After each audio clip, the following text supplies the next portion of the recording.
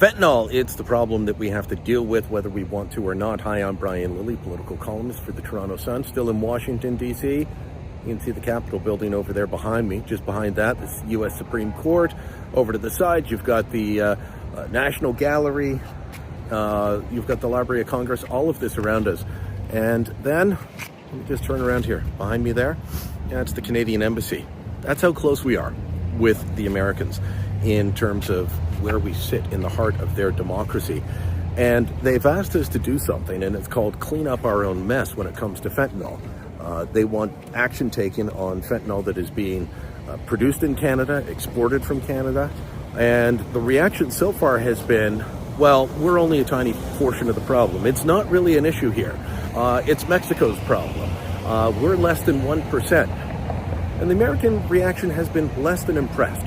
Now, a couple of things on this. One, we had a bunch of premiers down here, a bunch of business leaders, and I've been talking to many of them. And what I was told is that in every single meeting, the issue of fentanyl was raised. 51st state, not raised at all. The issue of fentanyl raised repeatedly, over and over again. And the message was, we see this as a problem, and therefore you should as well. That hasn't been happening. And I'm not sure that it will even after we change prime ministers, because the Trudeau government, their view of how to deal with fentanyl wasn't to take out the money laundering happening in Canada, the production of fentanyl, which, by the way, we are an export country. Even our own federal bureaucracy says that.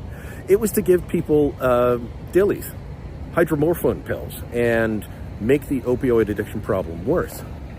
Does Mark Carney, the perceived frontrunner, the guy that everyone expects will take over in a couple of weeks, see it any differently? Well, he was in Kelowna, British Columbia, talking about this issue of fentanyl, and he made some interesting comments. So full credit here to Bob Mackin from thebreaker.news and on his Substack. Please check him out, give him a follow. He caught this video and then explained very well in his writing how fentanyl is a crisis in Canada, even if Mark Carney doesn't see it as one. You know, part of it, we got to respect, look, fentanyl is an absolute crisis in the United States. It's a challenge here, but it's a crisis there. And us doing what we can to help them with that is absolutely appropriate. And of course, securing our borders is in our interest as much as it is in their interest. We're not going to fix a problem if we don't actually admit and see that it's a problem. 50,000 people have died from opioid addiction over the past several years under the Trudeau government.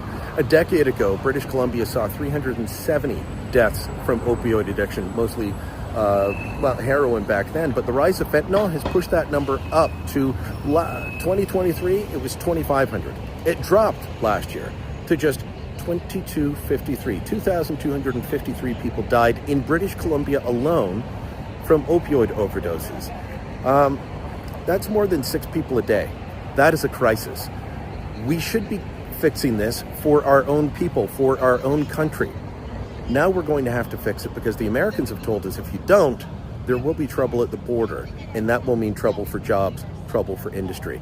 We shouldn't have to rely on a foreign president, a foreign government to clean up our own mess, but that's what they're asking us politely to do as neighbors. We'd be wise to do it and admit that it is a crisis for our people as well as for the Americans. Let me know what you think. Drop a comment down below. Share this on social media. And don't forget to subscribe to our channel.